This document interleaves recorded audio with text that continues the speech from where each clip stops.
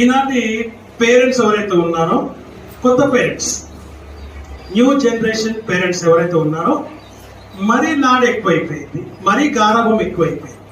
మా పేరెంట్స్ ఎవరైతే ఉన్నారో మమ్మల్ని బాగా వాయించేవారు, వీపు విమానం మొత్తం మోగించేవారు. మీరెట్లా ఉన్నారంటే ఎందుకు పనికిరానిలా ఉన్నారు. ఎందుకంటే మీ పిల్లలు కనీసము ఒక బుద్ధి చెప్పలేని పరిస్థితిలో ఉన్నారు, కనీసం వారిని కూర్చోబెట్టలేని పరిస్థితిలో ఉన్నారు, కనీసం వారిని అల్లరి చేస్తుంటే అలా చూస్తూ ఉంటారు. మీరు గమనించి చూడండి, తల్లులు కొంతమంది అలా అల్లరి చేస్తున్నా చూస్తూ ఉంటారు, వాళ్ళు పరిగెడుతున్నా చూస్తూ ఉంటారు, వాళ్ళు ఏం చేస్తున్నా చూస్తూ ఉంటారు. కొన్నిసార్లు అయితే ఏదైనా చేసుకొని పూసుకుంటారు, అట్లాగే చూస్తూ కూర్చునే తల్లులు కూడా కొంతమంది ఉన్నారు. అంటే అంత దరిద్రంగా ఉన్నారు.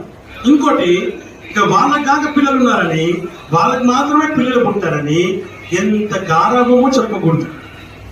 ఏదంతా కొనియడం, ఏది పడితే అది ఇవ్వడం, అలా చేసి పిల్లలు ఏమైపోయిన రోజున నీ మాటే వినకుండా అయిపోయారు.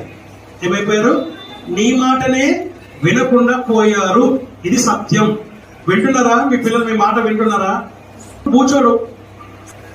ఒకప్పుడు పకీరు, ఇంకోటి మామస్తుడు, పెద్దనాన్నకి చెప్తా, మామకి చెప్తా, ఇంకోరికో చెప్తా, డాడీ పేరు మాత్రం చెప్పారు. ఎందుకంటే డాడీ కూడా వేస్ట్ అయిపోయింది.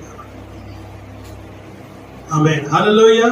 కాబట్టి మీరు ఏం చేస్తారంటే చిన్నప్పటి నుంచి వాళ్ళని కొడుతూ ఉండండి, ఒక దెబ్బ వేస్తా ఉండండి, సర్రం కొడితే జంతునిస్తుంది. అప్పుడు బాగుంటారు పిల్లలు.